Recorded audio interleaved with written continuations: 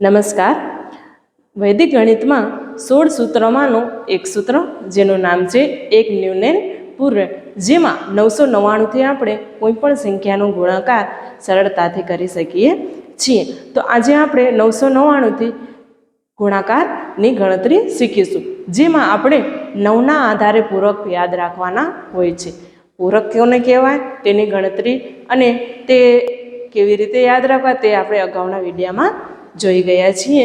છતાં પણ એક વખત પુનરાવર્તન કરી લઈશું કે 9ના આધારે પૂરક એમાં શું કરવાનું હોય છે, તો કે 1 છે તેનો પૂરક થશે 8. તેનો અર્થ થાય છે 1 અને 8નો સરવાળો કરતાં કેટલો જવાબ મળવો જોઈએ, તો કે 9.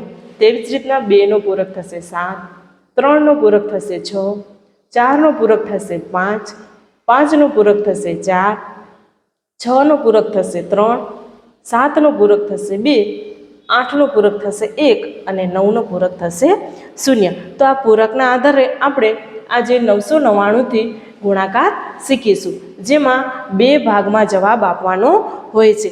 તમે આગળનો ભાગ કે પાછળનો ભાગ કોઈ પણ પસંદ કરી શકો છો. જેમ કે હું અહીંયાથી પહેલો જ સ્ટેપ શીખવાડું તો 999 ગુણ્યા 432. તો જે તમને 999થી સંખ્યા ગુણવાની છે તે સંખ્યામાંથી આપણે સૌપ્રથમ પેલો 1 બાદ કરી દેવાનો. 432માંથી આપણે 1 બાદ કરીએ તો જવાબ તમને મળશે 431. તો તે આના ભાગમાં લખી દેવાનું.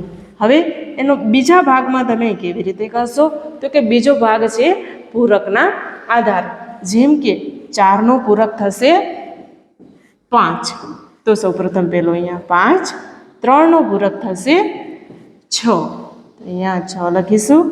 1નો પૂરક થશે 8. તો આ રીતે તમારો 999થી 432નો જો ગુણાકાર કરશો તો તમને જવાબ મળશે 431, 568.